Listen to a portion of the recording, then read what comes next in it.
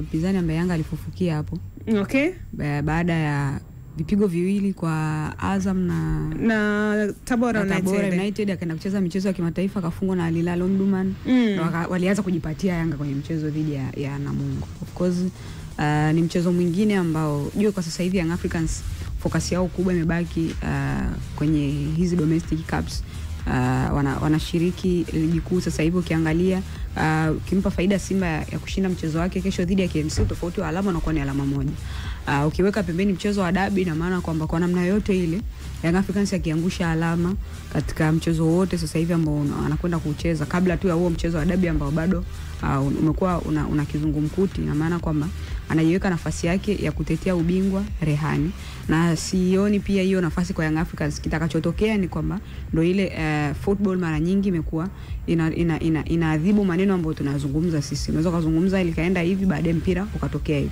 Ukiangalia Namungo na wenyewe sasa hivi ni kwamba chini ya Juma Ramadhani Mgunda wamekuwa kuna wakati kama wanaenda, kuna wakati wanakataa, na hiyo yote ni kuweza kujinasua katika mtego wa kuweza kucheza playoff ama kuweza kushuka daraja, kwa sababu timu pekee ambayo sasa hivi tayari na itashuka daraja, nafahamika kwamba itashuka daraja ni Kengold. Kwingine bado. Kwa hiyo hata wenyewe ukiangalia sio kama naweza nikasema kutokea alipokuwa JKT kushuka chini huko, sidhani kama kuna ambaye yupo safe. Yoyote yule anaweza kucheza playoff, yoyote yule ana uwezo lolote lile likamtokea, kutokana na kwamba pia difference ya alama imekuwa ni chache sana. Kwa hiyo kwa Young Africans sasa hivi kwenye kila mchezo wanaingia kama timu ya kwanza uwanjani, unawapa hiyo benefit kwa sababu michezo yao mingi ambayo wamekuwa kicheza ligi kuu sasa hivi wamekuwa si tu kuingia kama timu ya kwanza uwanjani, wamekuwa wakitoa adhabu ya madhaifu mengi sana ambayo timu nyingi zimekuwa nayo, kwamba ukicheza dhidi ya Young Africans basi nakubidi ucheze katika ile A+ game yako, yani uwe juu zaidi cheze juu zaidi ya kiwango chako, kwa sababu kama unakwenda kucheza na Young Africans then unafanya makosa ya kawaida ambayo huwa unayafanya ukicheza na timu ambazo za level yako, unajua kabisa kwamba wana uwezo wa kwenda kukuadhibu. Kwa hiyo kwa Young Africans sasa hivi focus yao ni kwenye mchezo dhidi ya Namungo, kwa sababu wanajua kwa michezo hii kadhaa ambayo imebakia mpaka kwenda kuitamatisha ligi, ina maana ni kama finali kwao. Ukiacha michezo ya ligi ambayo imebakia na nusu finali ya CRDB pamoja na finali, ni michezo ambayo wanapaswa kuiendea kwa umakini, wanapaswa kuiendea kwa uangalifu. Kwa hiyo bado Young Africans utampa faida kwenye mchezo dhidi ya Namungo, kwa sababu unajua Yanga amekuwa na faida ya kwamba Yanga ni timu ambayo imezifunga timu nyingi sana kwenye, yani imepata ushindi dhidi ya timu nyingi sana. Na hata ukija kutazama, angalia Young Africans baada alivyoanza ligi akashinda michezo yake akawa na unbeaten plus hajaruhusu goli lolote. Paka anafika pale kwa Azam akagota, akaruhusu goli moja. Anatoka pale anaenda kwa Tabora akagota, akaruhusu magoli 3. Kutokea pale angalia alivyoenda tena trade yake ya ushindi ilivyokuwa, mpaka akaja kuangusha alama kwa JKT baada ya kusare katika uwanja wa Major General Samuel. Kwa hiyo ukijaribu kuangalia trend ya ukusanyaji wao alama inakuwa inakupa audacity ya kuweza kusema kwamba wana nafasi ya kuendelea kukusanya alama kwenye michezo yao na ukuja, hasa ukilinganisha pia aina wapinzani ambao wanakwenda kukutana nao na levels zao. Kwa hiyo bado Young Africans sasa hivi wenyewe wanafahamu kabisa kwamba kama tunashindwa kushinda hii michezo unacheza dhidi ya kina Namungo, timu ambazo zipo chini kidaraja, atakayodondosha alama na wapatia Simba advantage ya kukaa kileleni. Anawapatia Simba advantage ya kukaa kileleni, na sasa hii kampeni ya tucheze itabidi iendelee kwa kasi sana, kwa sababu inakubidi sasa kwenye huo mchezo wa dabi uende kucheza mchezo ukiwa huna nyingine lolote zaidi ya kushinda huo mchezo, kwa sababu ukisare bado utampa mpinzani wako advantage, kwa sababu kama akishinda michezo yake yote difference ya alama ni alama moja, tayari atakuwa yupo juu yako. Kwa hiyo sasa hivi of course Young Africans ni timu ambayo ukiangalia msimu jana, msimu huu bado wameendelea kumaintain hata kile kiwango tu au ile rate ya kusanyaji wao alama bado haijabadilika. Ukiangalia pia idadi ya magoli ambayo wamekuwa kiafunga, wamekuwa kiziadhibu timu nyingi sana. Na ukiangalia pia Namungo, shida ambayo wamekuwa nayo ni eneo ambalo Young Africans wamekuwa kiziadhibu timu nyingi sana. Eneo lao la ulinzi, angalia Dani Amoa pamoja na Erasto Edward Nyoni kwenye lile eneo, ukiangalia ni defenders fulani ambao wamekuwa na changamoto nyingi sana, na hasa magoli kadhaa ambao wamekuwa wakifungwa. Kuna magoli ambao wanafungwa kupitia maeneo ya pembeni, either ni crosses zimepigwa, amekuwa ni shida ya timu nyingi kwenye ligi yetu. Watafungwa magoli, hasa magoli mengi wamekuwa kiadhibiwa pale ambapo wanapokuwa wako hawana mpira, wakaupata umiliki wa mpira, wakajaribu kuongeza idadi fulani ya namba kwenye eneo la mpinzani ili kuweza kutafuta mekanizmu yoyote ambayo wanaweza kafika kwenye lango la mpinzani wakamfunga. Wanaponyang'anywa mpira jaribu kuangalia distance ambayo ipo kuanzia hapa katikati ambapo wako viungo wao wakina Hamisi Alifa Nyenye kurudi paka huko ambapo wako kina Dani Amo. Kwa hiyo inakuwa inampa mpinzani urahisi wa kwamba okay, kwenye eneo la katikati kuna nafasi kubwa, hakuna haja ya mimi kwenda pembeni. Nitapita kwenye eneo la katikati, nitaweza kukuadhibu.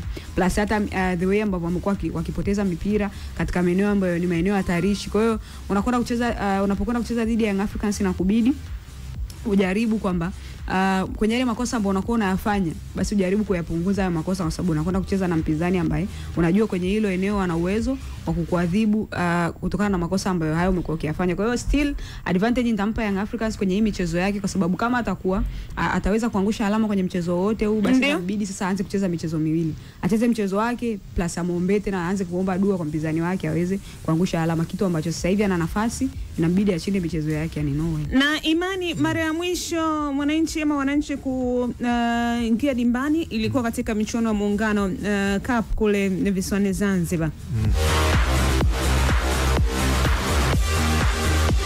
Na miongoni mwa vitu ambavyo watu walikuwa wakivijaji ni namna ambavyo upatikanaji wake wa magoli imekuwa mabao machache sana. Tutarajie ligi inarejea kwa maana Yanga akaendeza ile dozi yake 5-5. Kwenye swala ya Young Africans kwenye kuscore sina mashaka nao kwa sababu amekuwa na wachezaji ambao kwenye kila eneo wamekuwa, hasa eneo la katikati pamoja na viungo, na maanisha viungo katikati na wale washambuliaji wamekuwa wana manufaa makubwa sana kwenye kikosi, kwa sababu asilimia kubwa wengi kila mmoja anaweza kutengeneza nafasi ya assist, kuna mmoja anaweza kutengeneza mazingira safi timu ikaweza kuscore goli nyingi. Na pia ukitizama performance ya Clement kwanza msimu umeanza, pia Prince, wote wanaweza kuscore, kina Pakome pembeni wana score, kina Aziziki, hata kina Chama ambao party time wakipata nafasi wao wana score. Kurejea kwenye ligi na hakika bado wataendelea kuscore goli nyingi, kwa sababu wanamtaji watu wengi sana. Uzuri unajua ni kitu gani?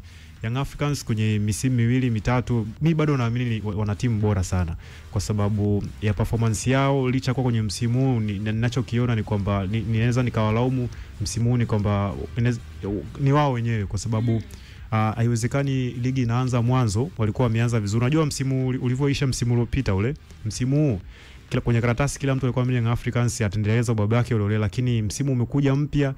Linchoko ni yangu nachoona sema ambao alikuwa ameharibu kwa haraka, licha kwa alisaisha na bado anaongoza ligi mpaka sasa hivi. Kuweka makocha watatu kwa haraka kwenye kikosi kwa mpigo, anakuja unamfukuza, anakuja mwingine anamfukuza, anakuja mwingine, si ndio? Hiyo pia hata kwa mentality za wachezaji kidogo performance inakuwa sio nzuri. Hiyo pia ilipelekea hata kwenye baadhi ya games kwenye ligi hapa alikuwa kidogo hakufanya vizuri, hata kwenye club bingwa pia hiyo. Ninachoamini mimi ni moja ya kitu ambacho kilichangia, kwa sababu performance haikuwa vizuri kwa wachezaji. Kuna muda ulikuwa unaona timu kama inaweza kushake, inaweza ka drop, lakini baadaye kidogo wamekuja wameweza kurejea kwenye hali yao na wameweza kupata nafasi ya kuweza kupata point kwenye ligi, wakapoteza ni club bingwa. Kwenye sasa hivi kwenye ligi bado naona ni wana energy ya kutosha. Ninachokiona ni kwamba hakuna namna nyingine zaidi ya kushinda mechi zilizobaki, na Young Africans kama atafanikiwa kuweza kupata ubingwa atakuwa amemaliza, yeye ndo mshindi kwenye ile sakata linaloendelea la dabi, kwa sababu yeye tucheze, lakini kama atafanikiwa kupata ubingwa yeye atakuwa ameshinda kuliko watu wote, kwa sababu sio kwa bodi na mpinzani wake, yeye atakuwa ameshinda kama ataweza kupata ubingwa, yeye atakuwa mshindi, kwa sababu kikosi anacho. Young Africans ni timu ambayo kwa sasa hivi bado ana uwezo wa kubato na timu aina yoyote ile na akapata ushindi, tena kwa idadi ya goli hata juu ya 3 na kuendelea.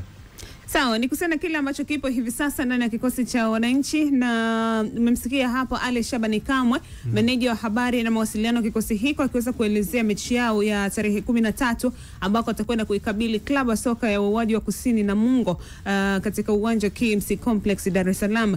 Lakini wakati huo hii leo wazee wa Yanga kuongozwa na mwenyekiti wa matawi wa klabu hiyo wameweza kuzungumza na kutilia mkazo msimamo wao, kwa maana hawachezi mechi namba 184 itakayokutanisha wao dhidi ya kikosi cha Simba, ambako bodi ya ligi imepanga mechi hiyo kufanyika June 15, 2025 baada ya kugairishwa kuchezwa Machi 8, 2025. Ni msimamo wa namna gani na kwa nini wamekuja tena hadharani hii leo kuizungumzia msimamo huo? Tukawasikie hapo wazee wa Yanga mapema kabisa leo waliweza kuyazungumza hayo. Kwa viongozi wa matawi tumelitafakari hili na tumeona tuje kwenu kama viongozi wa matawi ili tuwe na msimamo wa pamoja. Kwanza tunaunga mkono kauli ya tamko la viongozi wetu kwamba hatuchezi mechi ya tarehe 15 ama hatuchezi mechi ni kwamba hatuchezi mechi ya marejeano baina yetu sisi na Simba ambayo tunadhani ilishapita. Kwa maana mechi ya namba 184 hatutaicheza kama bodi ya ligi walivyotamka. Tumeona kwamba tulieleze hili mbele ya waandishi wa habari kwamba huu ndio msimamo wa wanachama, viongozi wa matawi wa mkoa wa Dar es Salaam. Lakini naamini kwamba hata mikoa mingine watatunga mkono kwa hili. Wakati wanaahirisha mechi ya Machi 8 kwenye barua, kwenye tamko la bodi ya ligi walieleza kwamba waliahirisha mechi baada ya kugundua kwamba kulikuwa na viashiria vya uvunjifu wa amani, lakini pia kulikuwa na viashiria vya rushwa, na wakaahidi kwamba baada ya uchunguzi wao watakuja hadharani waeleze hivyo viashiria vya rushwa ama uvunjifu wa amani ambao vilisababisha kuahirisha mechi ya Machi 8. Cha kusikitisha kwamba kabla hata hawajaja kwa Watanzania kuwaeleza, wamepanga ratiba ya mechi. Yanga tulitoa malalamiko yetu mengi. Siku mcheza mechi hiyo ya Simba na Yanga, wakumbuke kwamba mechi ya Machi 8 mwenyeji alikuwa ni Yanga Afrika. Tumeathirika kwa kiasi kikubwa kwenye mapato yale. Yanga tuliandaa mechi kwa maelezo ya viongozi wetu, waliandaa mechi ile kwa zaidi ya milioni 58. Maandalizi ya mechi ile zaidi ya milioni 58. Lakini wapenzi, mashabiki na wanachama wetu wametoka mikoa mbalimbali wamekuja kuungana na wenzao wa Dar es Salaam kwenda kusupport timu yetu.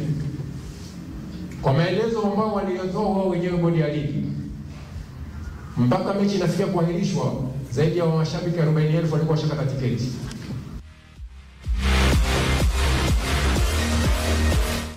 Hao ni wazee wa Yanga wakiweza kutilia mkazo kwa kila ambacho kipo, lakini kuna mzee mmoja hapo hajasikika anasema kwa maana wao wachezi mpaka baadhi ya viongozi waondoke, sijui nini, mengi sana ameweza kuzungumzwa katika siku hii hapa leo. Lakini huyo pia umemsikia akizungumzia hasara ambayo wameipata, zaidi ya mashabiki 40,000 ambao ilikata tiketi.